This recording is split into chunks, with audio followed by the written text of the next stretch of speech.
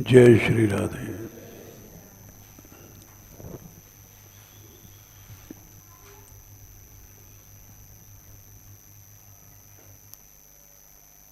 प्रसंग चल रहा है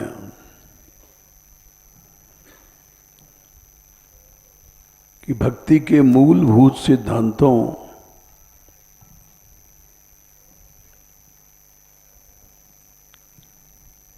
पर अगर दृढ़ता नहीं है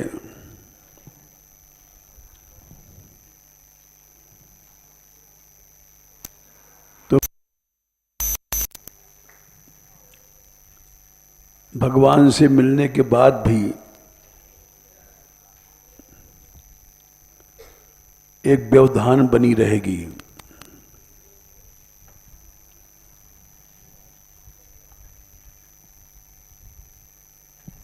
इसीलिए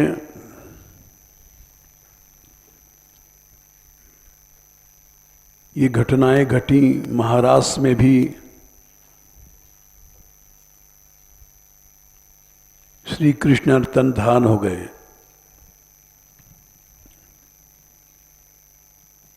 गोपियों को छोड़ करके चले गए।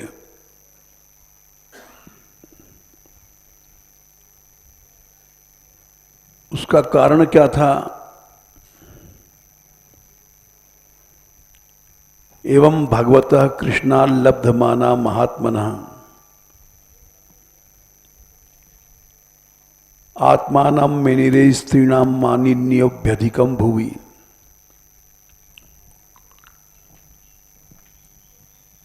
श्री कृष्ण को जब उन्होंने अपने अधीन देखा, प्राप्त किया,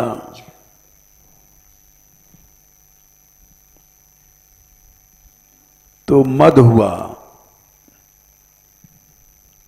इस पृथ्वी पर भूवि हमारे समान कोई भी नहीं है।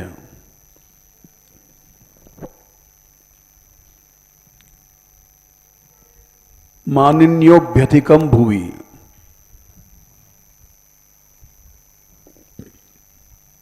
दस 29 47 48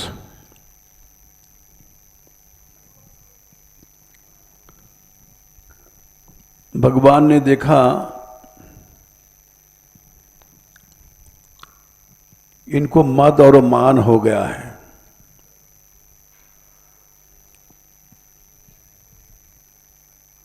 दो चीजें उन्होंने देखी। तासाम तत्सौभगमदम वीक्षमानम च केशवः।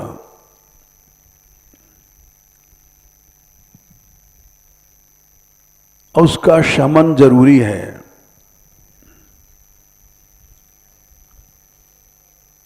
शमन नहीं होता है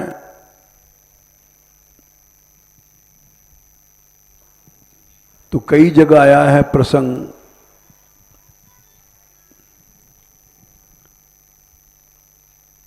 नित्य ध्यान में प्राप्ति के बाद भी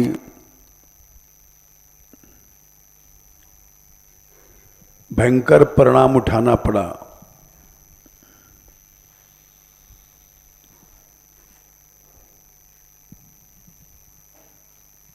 वहां भी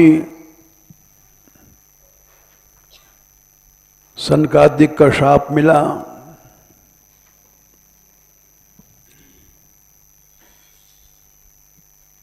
जय विजय को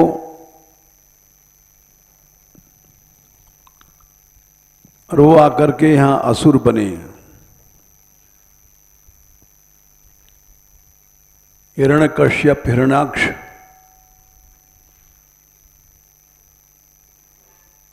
रावण शिशुपाल, रावण कुंभकर्ण, शिशुपाल दंतवक्त्र।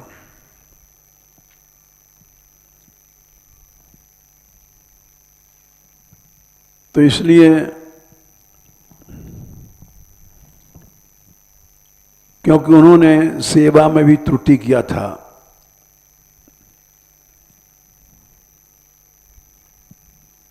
लक्ष्मी जी जा रही थी नारायण से मिलने, उन्होंने रोक दिया था।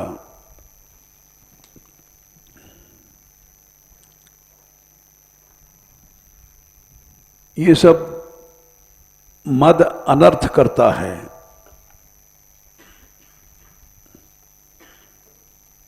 बहुत बड़ा अनर्थ करता है।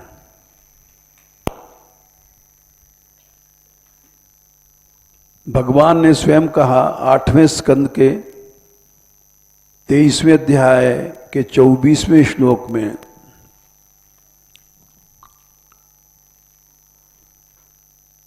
कि हे ब्रह्मा, जिस पर मैं कृपा करता हूं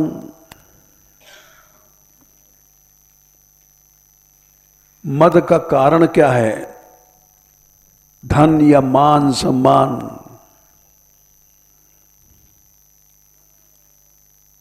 ब्रह्मन् यमनुगृह्णामि तद विषयो विधनोम्यहम्।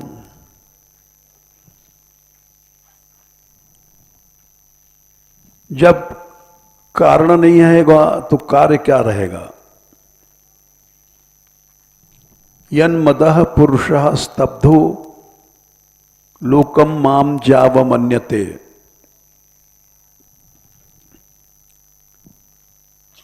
मनुष्य को मद स्तब्ध, मैंने जैसे खंबा टूट जाएगा, मुड़ेगा नहीं। एक ऐसी ऐंठ पैदा कर देता है, उसको स्तब्ध भाव कहते हैं।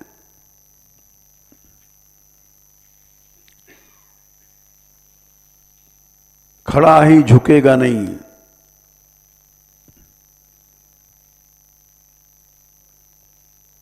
तो इसलिए भगवान ने कई जगह कहा है, इंद्र से कहा है 10, 27, 17, तुम देवराज तो बन गए हो, सभी देवताओं के राजा, तुमको अधिकार मिल गया है, लेकिन अधिकार मद न पैदा कर दे। स्थिताम स्वाधिकारेषु युक्तैः स्तंभ वर्जितैः। स्तंभ से रहित होकर के अधिकार का पालन करो।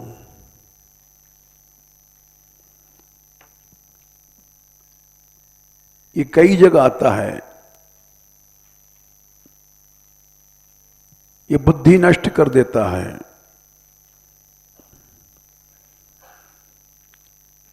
जो कल्याण के साधन हैं वे ही विनाश कर देते हैं जीव का। जैसे चौथे स्कंद में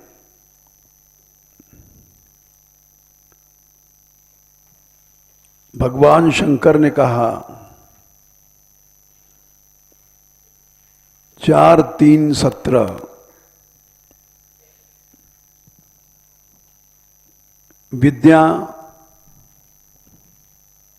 तप, वित्त, अच्छा शरीर, अच्छी अवस्था,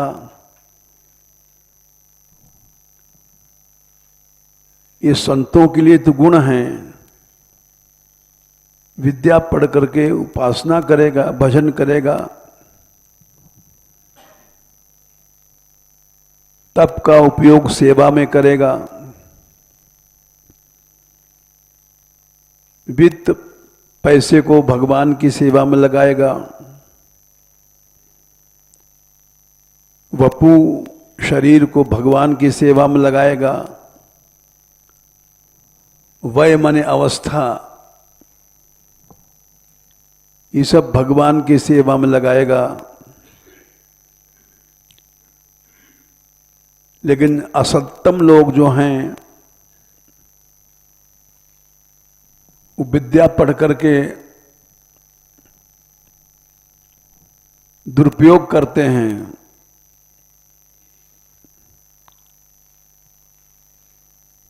तप की जगह उन साधनों को स्वार्थ में प्रयोग करके भोग भोगते हैं। वित्त पैसे को अपने सुख के साधन में लगाते हैं। शरीर को सजा करके भोग में लगाते हैं। अवस्था जवानी का उपयोग यही समझते हैं, भोग भोग लो, 4 दिन की जवानी है फिर चली जाएगी।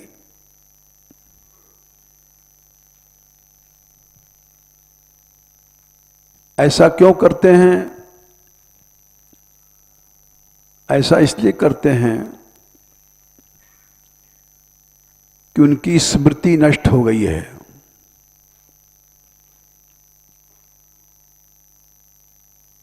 क्यों नष्ट हो गई हैं? स्तब्धा न पश्यन्ति ही धाम भूयिसाम, स्तंभ भाव आ गया। मुड़ेंगे नहीं, टूट भले जाएं, किसी के नहीं मानेंगे। दुर्दृष्ट उनकी आंखें फूट चुकी हैं, बुद्धि नष्ट हो गई है। जिस विद्या का उपयोग भगवान को जानने के लिए होता था, उस विद्या का उपयोग अपने को बड़ा सिद्ध करने के लिए हो गया है। ये स्तंभ भाव है। एक उदाहरण देते हैं। एक यूनिवर्सिटी का प्रोफेसर था पेरिस में। वो क्लास में पढ़ा रहा था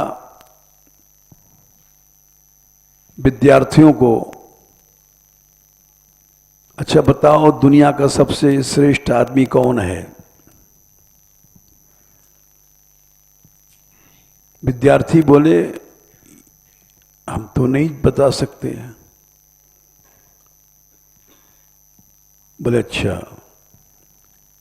एक बात बताओ, दुनिया में सबसे श्रेष्ठ देश कौन है? तो स्वाभाविक है अपने, क्योंकि यहाँ शिक्षा मिलती है। इस यूनिवर्सिटी में सबसे महत्वपूर्ण सब्जेक्ट क्या है? वो फिलॉसफी पढ़ाता था। बोले फिलॉसफी? ठीक है। इस फिलॉसफी डिपार्टमेंट का हेड कौन है? बोले आप। तो दुनिया का सबसे श्रेष्ठ आदमी कौन हुआ? आप। बोले अब तुम समझ गए। यही चीज चल रही है हमारे वृंदावन में।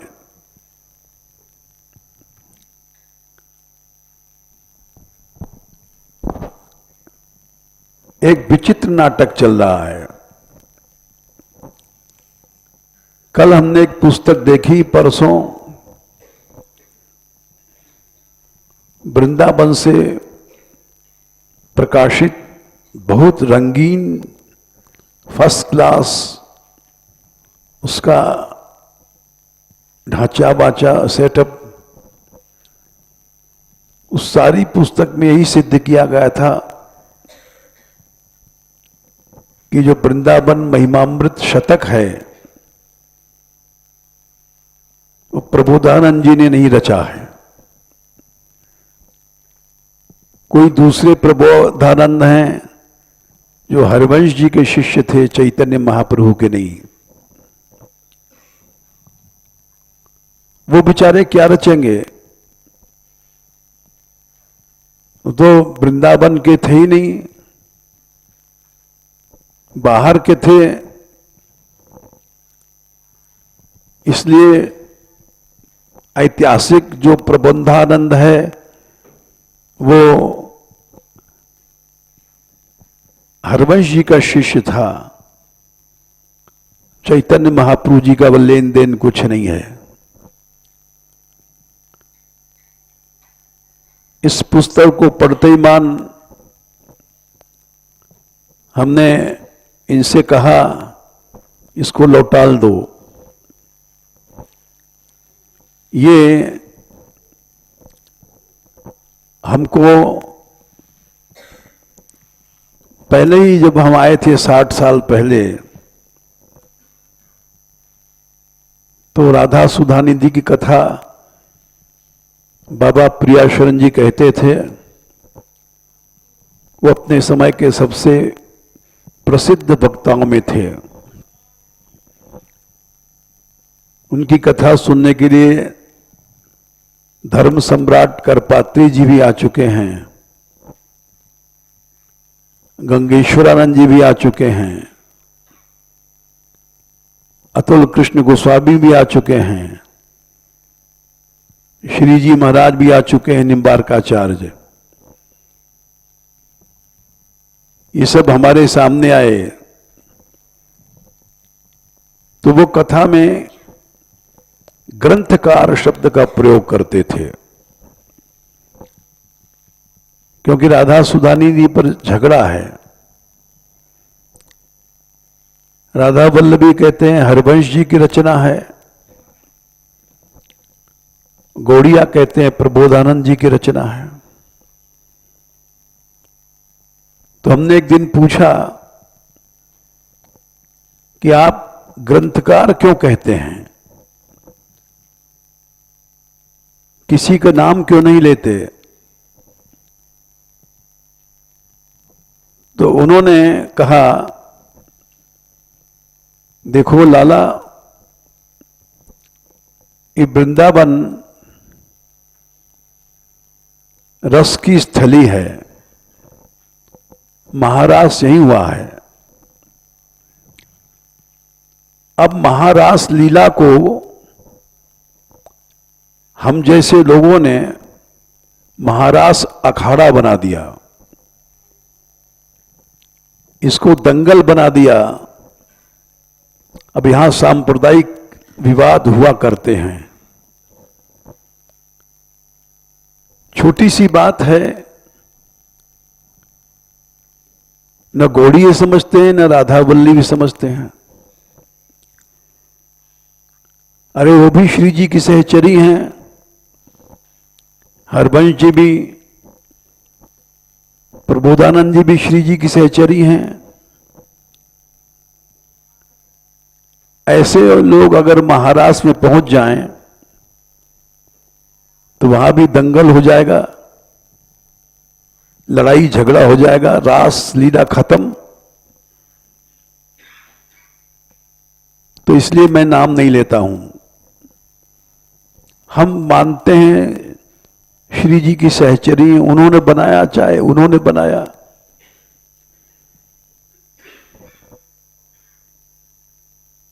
तो हमारी इस समझ में बात बैठ गई। अब वो ऐसी बैठी, या खुदा गौड़ों में भी और होता है। प्रबोधानंद भी कई हो गए, एक राधा वल्लभी, एक गौड़िया। ये सब भेद, ये सब क्या है? अखाड़ा है। वृंदावन को अखाड़ा बना दिया।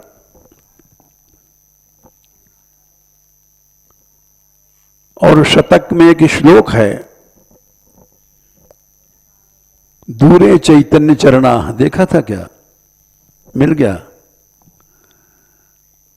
उसमें चैतन्य चरणों को लिखा है, वो चैतन्य देव चले गए, अब प्रेम कैसे मिलेगा? वृंदावन की सेवा से मिलेगा। वो श्लोक हमने मुरली को बताया, हमने कहा तुम इस श्लोक को यहां दे दो, इसका प्रसंग है। अर्जुन ने वृंदावन की उपासना किया है, इसका प्रमाण दिया उपनिषद, और अर्जुन से अर्जुनी बने हैं। जैसे नारद नारदी बने जब रास मिला, शंकर गोपी बने जब रास बने मिला। ये कथा प्रसिद्ध नहीं है, लेकिन है उपनिषद की कथा। हमने कहा इसको तुम अपनी पुस्तक में लिख दो, और उस प्रसंग में भी लिख दो कि ये प्रबोधानंद जी के शतक से ये उद्धरण लिया गया है, और कई सौ साल पहले एक रसगुल्ला टीका है, उसमें टीकाकार ने उस जमाने में वृंदावन महिमामृत प्रबोधानंद की है ये लिखा है। वो भी हमने ढूंढ करके रख दिया। हमने कहा इसको भी लिख दो, क्योंकि ये जो पुस्तक बन रही है ये आज नहीं कल प्रमाण मानी जाएगी, क्योंकि बहुत विस्तार से लिखी गई है। ऐसी कोई पुस्तक है नहीं 84 कोस पर। हमने को उसमें ये भी डाल दो कि अर्जुन ने उपासना किया, महाभारत काल में ब्रज प्रसिद्ध था, उसका भागवत का प्रमाण है। भीष्म जी ने कहा है, कुंती जी ने कहा है कुंती स्तुति में, गोप्याददे त्वयि कृतागसि दाम तावद। शिशुपाल ने गाली दिया है, तब गोपाल कुल पांसना कहा है, गंवार है तो कृष्ण, ब्रजलीला कहां नहीं है।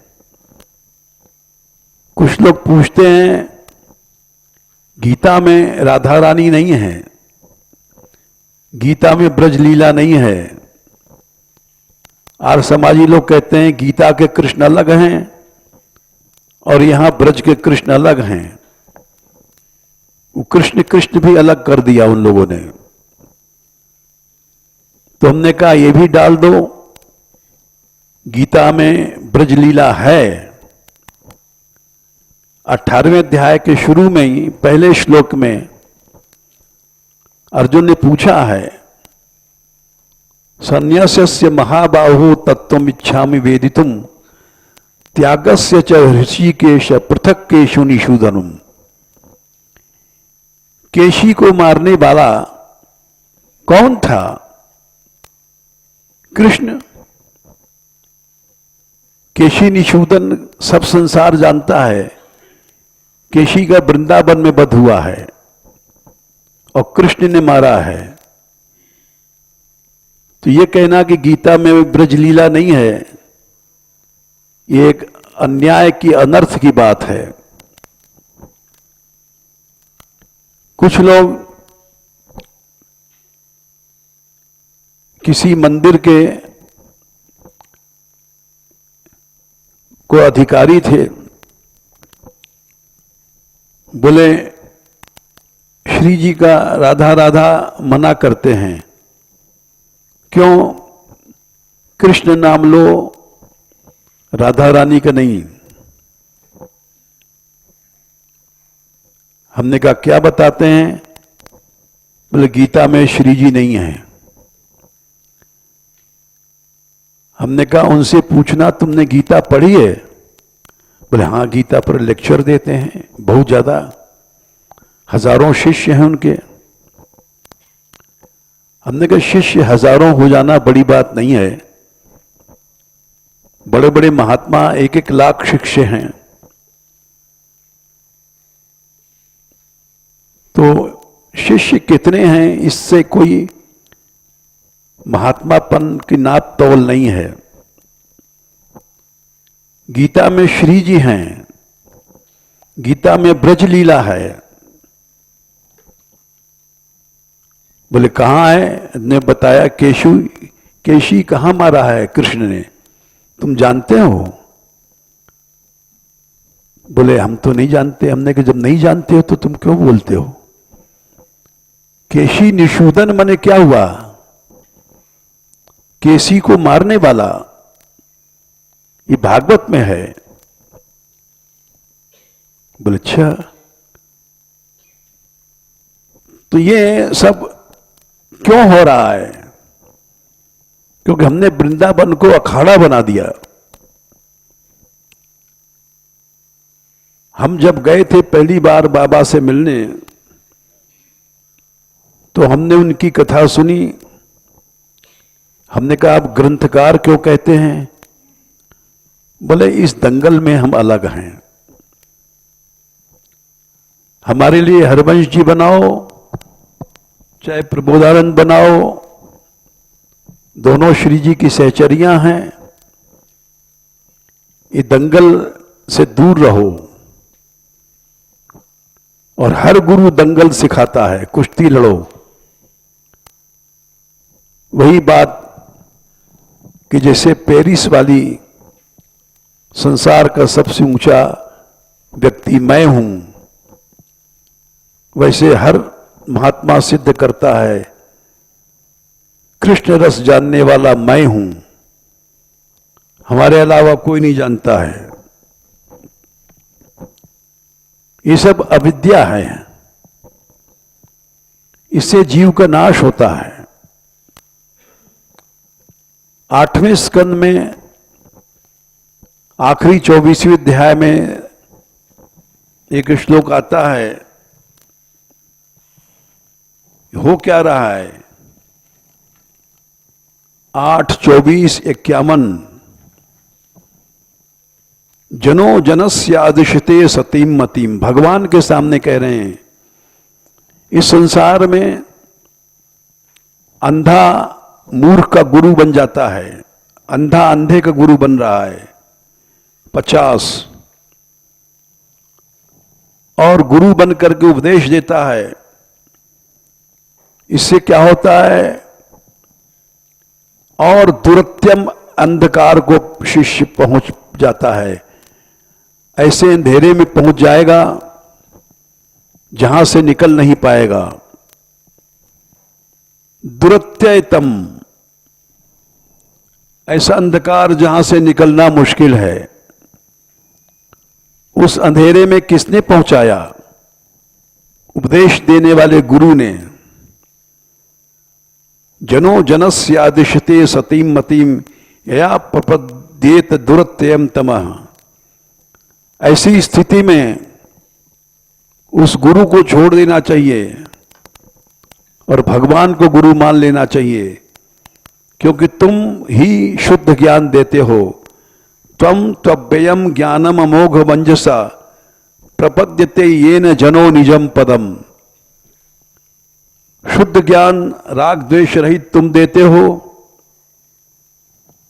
जीव को गुरु नहीं बन सकता है। ये भगवान के सामने कह रहे हैं। हम लोग संकीर्णता सिखाते हैं जिससे उसका और नाश हो जाए।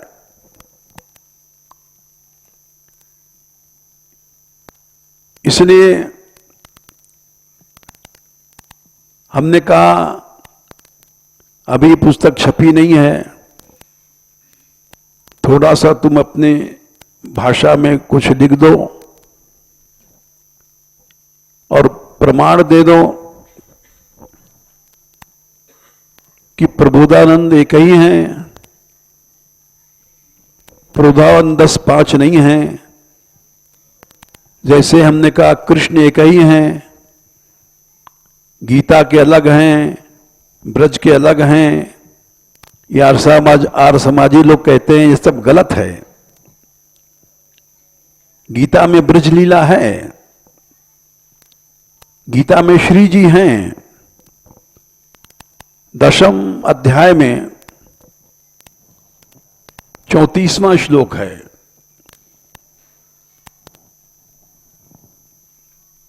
कि मैं ही श्री हूं, कीर्ति श्री वाक्च नारीणाम स्मृतिर्मेधा धृति क्षमा। भगवान ने कहा है कि मृत्यु सर्वहरश्चाहम, अर्जुन मैं ही मृत्यु हूं, और उद्भवश्च भविष्यताम, होने वालों का उद्भव मैं ही हूं, और स्त्रियों में कीर्ति मैं हूं, श्री मैं हूं, वाक्वाणी मैं हूं।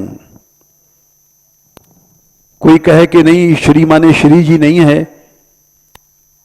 श्री माने एक गुण है या संपत्ति है, तो उनसे कहना चाहिए वाक माने सरस्वती। जब भगवान वाणी को अपना रूप बता रहे हैं और श्री जी को तुम दूसरा अर्थ लोगे तो ये क्या गड़बड़ नहीं है? वाक बने वाणी, गीर वाक वाणी सरस्वती तथा। अमर कोश पढ़ो, वाक वाणी गीर ये सब सरस्वती के नाम हैं। तो इसलिए श्री जी हैं। बिना श्री जी के गीता कैसी गीता? और मान लो को फिर भी नहीं मानता है तो उससे कहो जहां कृष्ण है वहां श्री जी अवश्य हैं। 18/78 यत्र योगेश्वरः कृष्णो यत्र पार्थो धनुर्धर तत्र श्रीर विजयो भूतिर ध्रुवा नितिर मतिर्मम। वहां निश्चित रूप से श्री हैं, श्री जी हैं, वही विजय हैं, वही भूति हैं, सब कुछ वही हैं। इसलिए इस संसार में छोटे छोटे लोग गुरु बनकर के केवल समाज का और जीवों को नाश करते हैं और नई नई पुस्तकें लिखते हैं, मोटी मोटी डॉक्टरेट की डिग्री ले लेते हैं, थीसिस, और 10-20 लोग तारीफ कर देते हैं ताकि उस पुस्तक का प्रचार हो जाए। तो इसलिए हमने कहा कि इस प्रसंग को भी तुम डाल दो और ये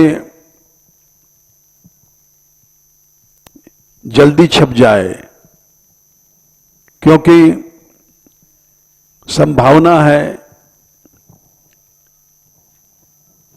इसका इंग्लैंड का टूर शुरू होने वाला है। ये दोनों इंग्लैंड जा रही हैं श्रीमद् भागवत पर लेक्चर देने के लिए। उसके पहले छप जाए तो अच्छा है।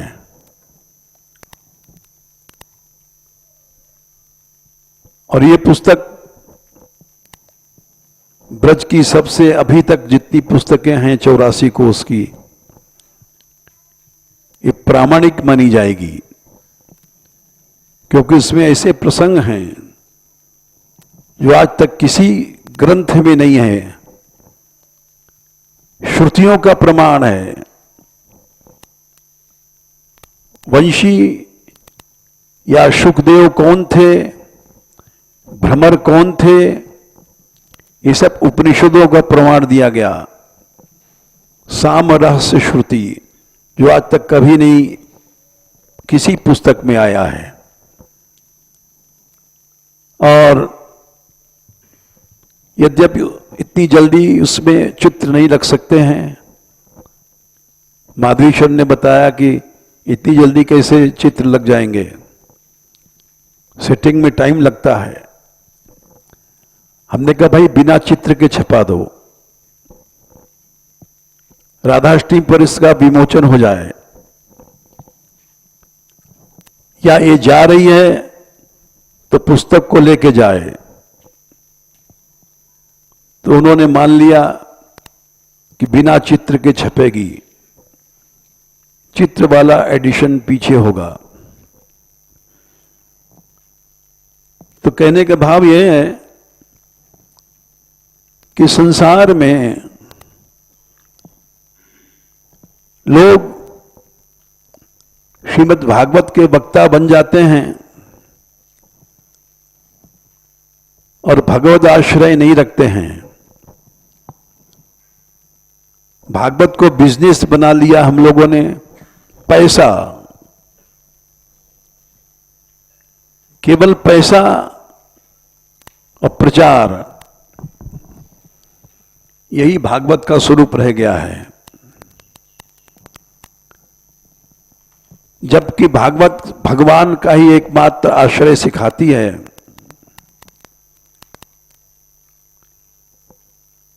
अन्य वस्तुओं का आश्रय नहीं।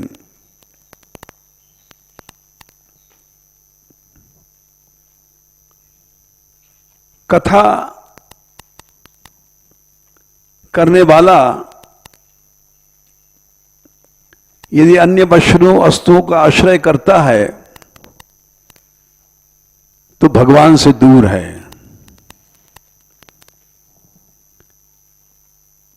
कितना भी बड़ा तुम सेवा कर लो, लोग 56 भोग लगाते हैं, 20-20 लाख रुपए के भोग लगते हैं,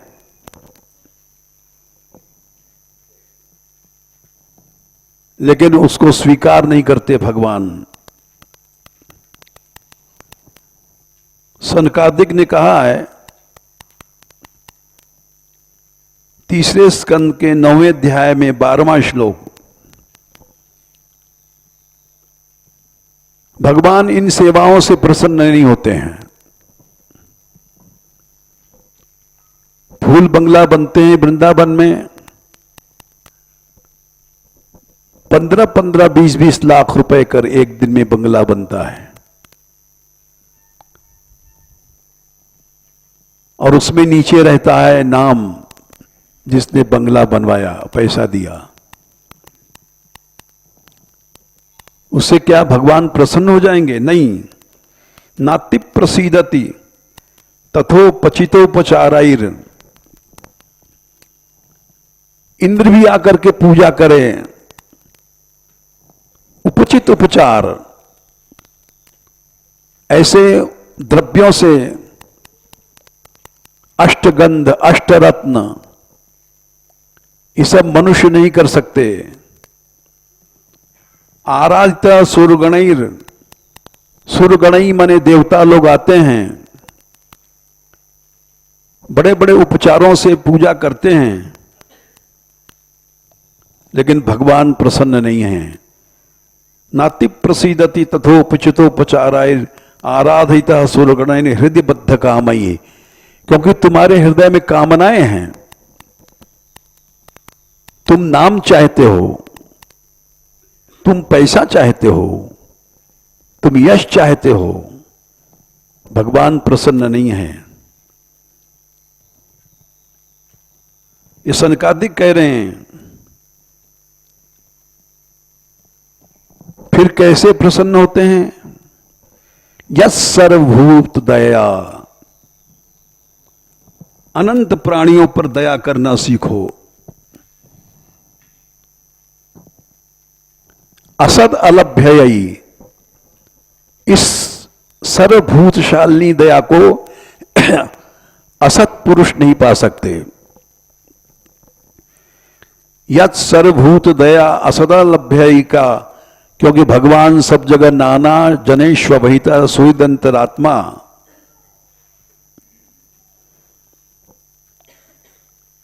क्योंकि भगवान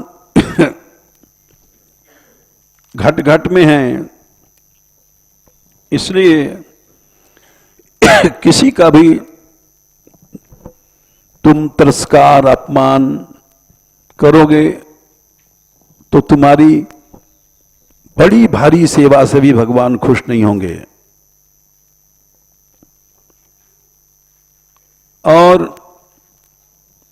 एक बात और है,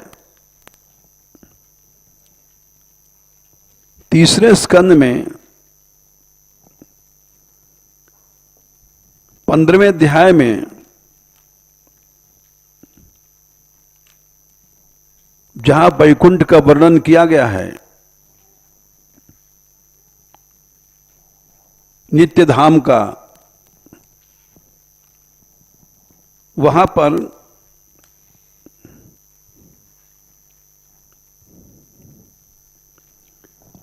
भगवत कथा, भगवान का कीर्तन करने वाला पैसा लेता है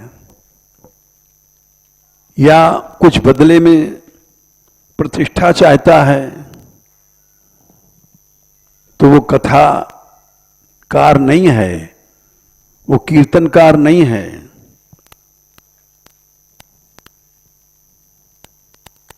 श्लोक संख्या 3:15-48। कथा कहने वाला, कीर्तन करने वाला मोक्ष तक को छोड़ देता है। नात्यंतिकम बिगड़न्त्यपिते प्रसादम, आत्यंतिक मोक्ष को भी कुछ नहीं समझता है। किंतु अन्यद, और चीजों को क्या समझेगा, क्योंकि अन्य चीजों में भय है काल का। हम पैसा 50 लाख कमा लें, 50 करोड़ करा लें, क्या मृत्यु को जीत पाएंगे? कितना भी नाम कर लें, क्या मृत्यु को जीत पाएंगे? इसलिए जो भगवान की कथा कहता है, कीर्तन करता है, वो मोक्ष को भी नहीं चाहता। फिर अन्य चीजें जिनमें काल का भय है, किम त्वन्यदर्पित भयम भूरु उन्नयस्ते, बोले ये तो आपका भक्त तो बहुत बड़ी चीज है, जो आपके शरण में आ गया। यंगम तदंघ्रि शरणा, आपकी शरण में आने वाला ही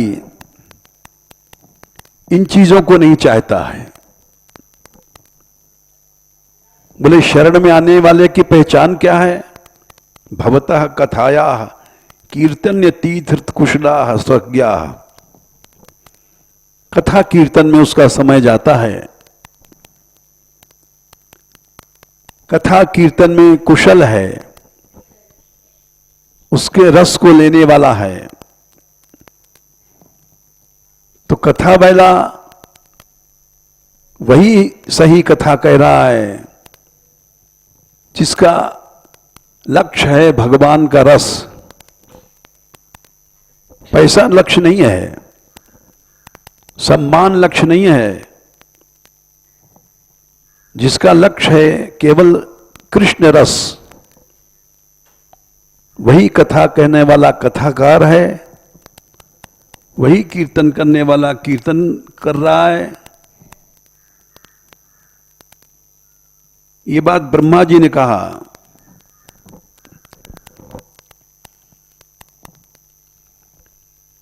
क्योंकि देखो भाई, अविद्या माया किसी साधन से दूर नहीं होती है।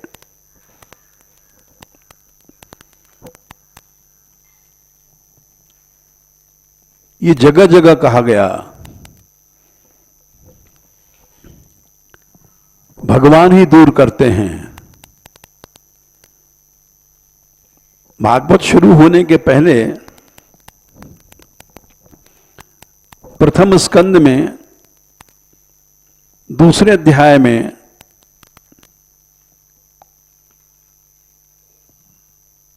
श्री कृष्ण प्राप्ति का उपाय बताया है। 1, 2, 16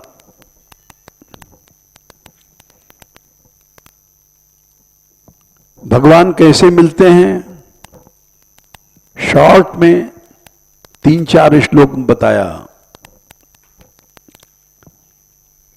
बोले भगवान का मिलने बड़ा सरल है, इसलिए भागवत प्रकट की गई। पहले तुम ऐसा करो, भगवत धाम जहां संत रहते हैं वहां जाओ, वहां उनकी कथा सुनो और उनकी सेवा करो। शुश्रूषो श्रद्धानस्य, इससे क्या होगा, वासुदेव कथा रुचि, तुम्हारी रुचि हो जाएगी कृष्ण में और कृष्ण की कथाओं में। स्याद महत्सेव्या विप्रा पुण्य तीर्थेर तीर्थ निषेवनाथ। पुण्य तीर्थ माने भगवत धाम। तीर्थ तो बहुत से हैं, लेकिन पुण्य तीर्थ माने भगवत धाम। वहां जाओ, महत सेवा करो। जो सच्चे महात्मा हैं, जिनकी कथा, जिनका कीर्तन प्रसिद्धि के लिए या अन्य वासनाओं के लिए नहीं है, वहां सेवा करो, उनकी कथा सुनो, तो तुमको रुचि पैदा हो जाएगी। और जो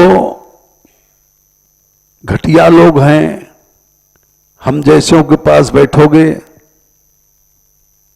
तो कथा में रुचि नहीं होगी। हमारे पास बढ़िया गाड़ी है तो बढ़िया गाड़ी में रुचि हो जाओगी। हमारा लिविंग स्टैंडर्ड बहुत अच्छा है तो तुम भी वैसे बन जाओगे। इसलिए ऐसा संग करो जो केवल कृष्ण कथा में रुचि पैदा करे। भोगियों के पास बैठोगे, भोग में रुचि हो जाएगी।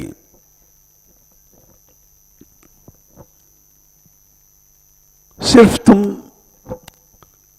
वहां जाओ, सेवा करो, कथा सुनो, इतने ही से तुम भगवान के पास पहुंच जाओगे। शृण्वताम स्वकथाम कृष्ण पुण्य श्रवण कीर्तन। तुम केवल वहां कृष्ण कथा सुनोगे, उसी में हृदयंतस्थो या भद्राणी विधनोति सुरिच्छताम, भगवान तुम्हारे हृदय में आ जाएंगे और सभी अभद्रों को दूर कर देंगे। अभद्र दूर होना जरूरी है। अभद्र दूर नहीं होंगे तो महारास स्थल को महारास अखाड़ा बना देंगे हम लोग, जो हो रहा है वर्तमान में। 300 साल जो पहले पुस्तक थी रसकुल्या टीका, उसमें ये सब विचार नहीं थे कि प्रबोधानंद भी अलग अलग प्रबोधानंद हो गए। एक राधा वल्लभी प्रबोधानंद थे, एक गौड़िया प्रबोधानंद थे। ये सब अखाड़ा हम लोगों ने बना दिया और उस पुस्तक में लिखा गया है कि वो चैतन्य महाप्रभु के जो प्रबोधानंद थे वो क्या लिखेंगे वृंदावन शतक, वो तो बाहर के थे और यहां बेचारे उनका प्रमाण नहीं है, ऐसा बहुत से उन्होंने तर्क दिए और उनको यही पता नहीं तुम्हारे रसकुल्याकार जो आचार्य हैं वे अजमेर के पास पुष्कर के तीर्थ के थे। उन्होंने लिखा है मैं तो खारी समुद्र के पास का रहने वाला हूं अजमेर का, केवल श्री जी की कृपा से मैं इस ग्रंथ पर टीका लिख रहा हूं। तो ये तर्क ही गलत है कि कोई बंगाल से आया है वो वृंदावन पर नहीं लिख सकता है। रूप सनातन ने जो वृंदावन की माधुरी गाई है उसको व्यास जी ने प्रशंसा किया। बिहारी ने स्वामी बिन को गावे, रूप सनातन बिन को वृंदा विपिन माधुरी गावे। एक तो वो थे महापुरुष व्यास जी और एक आजकल का मनुष्य है जो ये सब झगड़ा फैलाता है लिख लिख करके कि गौड़ी अलग है और राधा वल्लभी हैं, ये हैं वो हैं, थीसिस लिखता है, डॉक्टरेट बनता है। ये सब क्या है? ये सब अविद्या का दान है। समाज को हम भ्रमित कर रहे हैं और ऐसे अंधकार में डाल रहे हैं जहां से कभी निकल नहीं पाएंगे। जैसा राजा सत्यव्रत ने कहा, दुरत्यम तमः जनो जनस्यादिशते सतीम मतीम या प्रपत्तेत गुरु दुरत्यम तमः। हम जैसे लोग गुरु बन जाते हैं और शिष्य को ऐसे अंधकार में डाल देते हैं वो कभी नहीं निकल पाएगा उस अंधेरे से। और जब तक ये अनर्थ दूर नहीं होते हैं हम तुम तो कुछ नहीं हैं। नारद जी जो भगवान हैं उनको आकाशवाणी में भगवान ने कहा,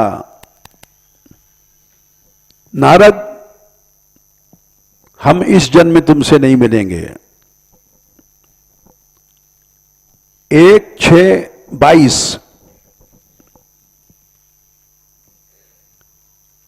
हंत अस्मिन जन्मनि, इस जन्म में तुम हमें नहीं देख पाओगे। भवान मां माम द्रष्टुम यहारहति, क्योंकि अविपक्व कषायाणाम दुर्दर्शो हम कुयोगिनाम। जब तक मनुष्य कुयोगी है उसके भीतर कषाय हैं तब तक मेरा दर्शन नहीं होता है। जब अगले जन्म में तुम्हारा कषाय दूर हो जाएगा तब हम तुमको मिलेंगे। कषाय के रहते भगवान नहीं मिलते हैं। इसलिए जो गुरु कषाय देता है, सिखाता है, वो भगवान से दूर कर रहा है।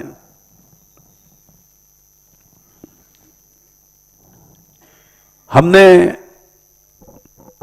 जब अपने बाबा के पास गए थे तो उन्होंने यही कहा था, ये वृंदावन अखाड़ा बन गया है। इस अखाड़े में बड़े बड़े पहलवान लोग कुश्ती लड़ते हैं, सांप्रदायिक पहलवान लोग। इस कुश्ती में तुम नहीं पड़ना। आज का हम जैसा जो गुरु बन जाता है तो वो अपने पास रहने वाले को राग द्वेष का दान करता है, समर्थन करता है, बढ़ावा देता है, वो अनंत अंधकार में डाल देता है।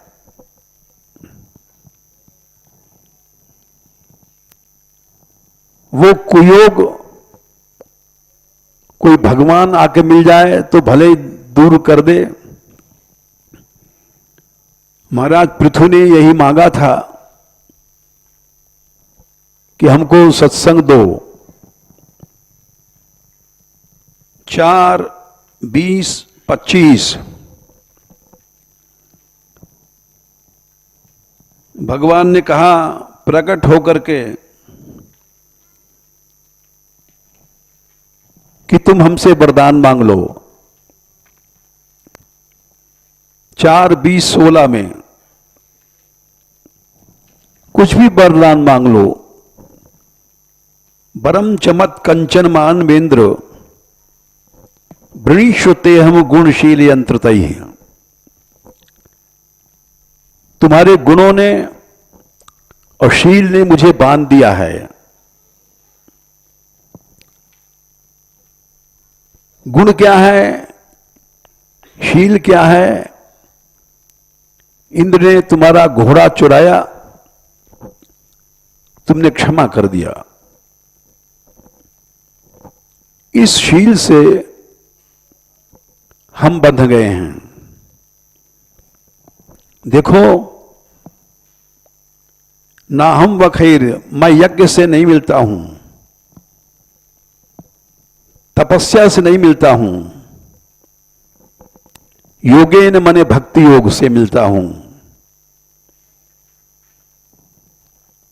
सब में भगवान को देखो, भेद बुद्धि न करो, किसी का अनादर मत करो, उपेक्षा मत करो, द्वेष मत करो, अपमान मत करो। ये भगवान ने, कपिल भगवान ने 3 अध्याय में 3 स्कंद के 29वें अध्याय में 21, 22, 23, 24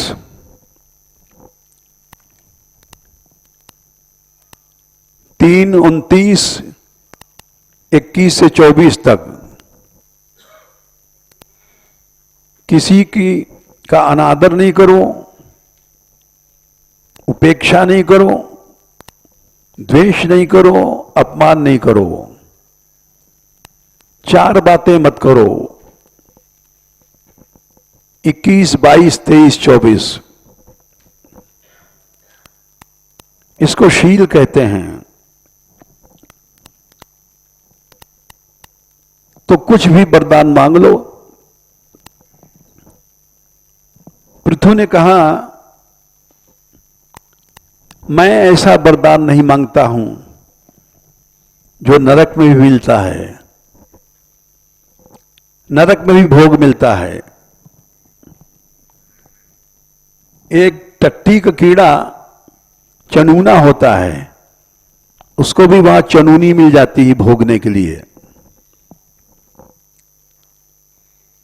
वरान विभो तद वरदेश्वरात् बुधा कथम वृणीते गुण विक्रियात्मनाम। कोई बुद्धिमान आदमी इन चीजों को नहीं चाहेगा।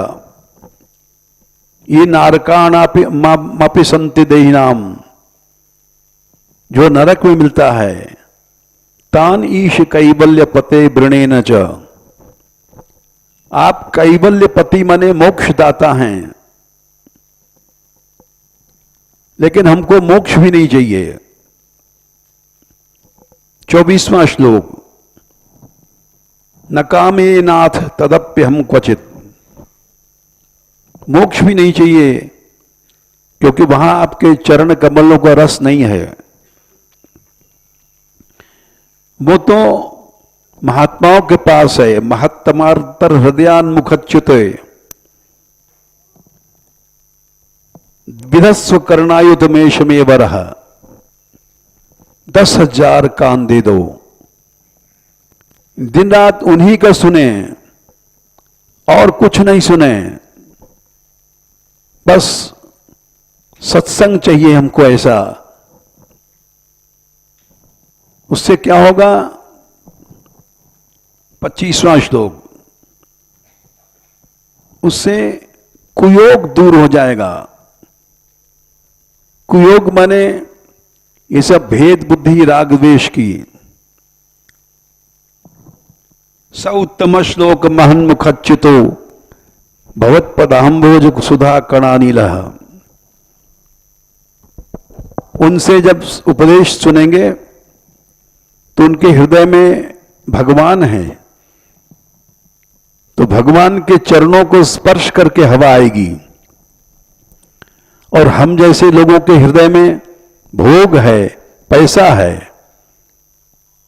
तो पैसे को छू करके वो हवा आएगी, भोग को छू के आएगी मलमूत्र की हवा। तो हमारे उपदेश से उसका कल्याण नहीं होगा, उस उपदेश से होगा जिसमें भगवान के चरण कमलों की सुधा अमृत को छू करके हवा आ रही है। वो कुयोगी नाम विस्मृत तत्व पर नाम, जो कुयोगी हैं वे भूल चुके हैं विस्मित तत्व वर्तमानाम, अपने कुयोग से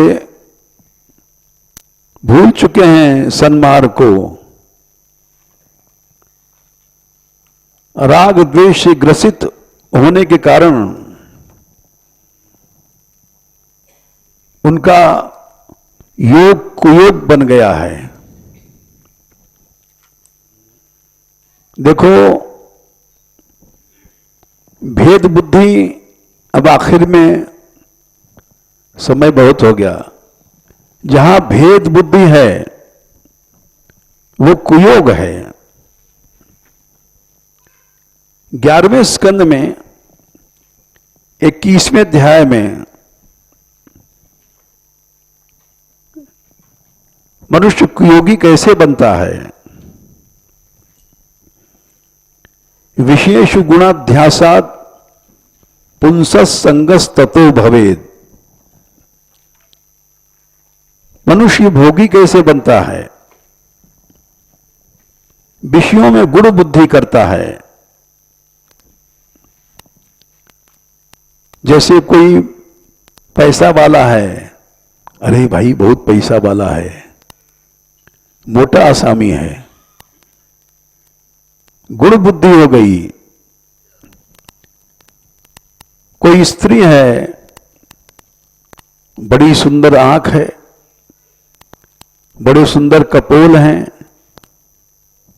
सुंदर शरीर है, गुण बुद्धि हो गई, एवन लड़की है।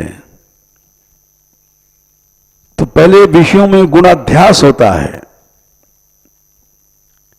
गुणाध्यास हो गया माने उसका पतन हो जाएगा।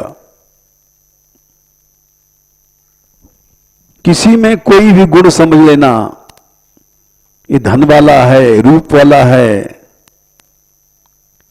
ये अमुक गुण वाला है, पहले गुणाध्यास होगा।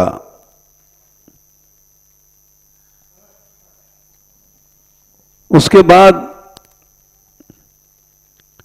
आसक्ति हो जाती है। पुंसस् संगस् ततो भवेत्। आसक्ति जहां हो गई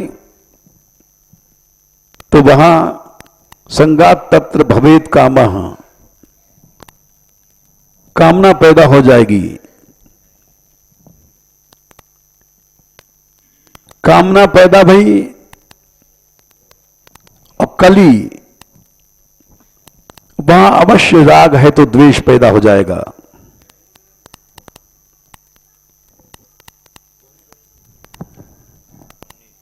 19, 20, 21, 22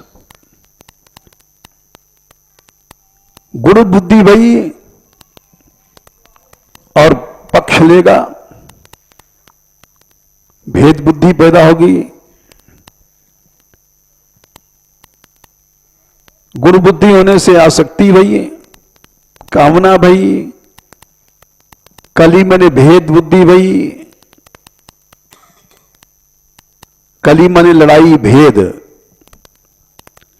और क्रोध हो जाएगा, फिर उसकी बात नहीं मानोगे। तम पैदा हुआ, तम से चेतना चली जाती है, चेतना जाने पर शून्य हो जाता है।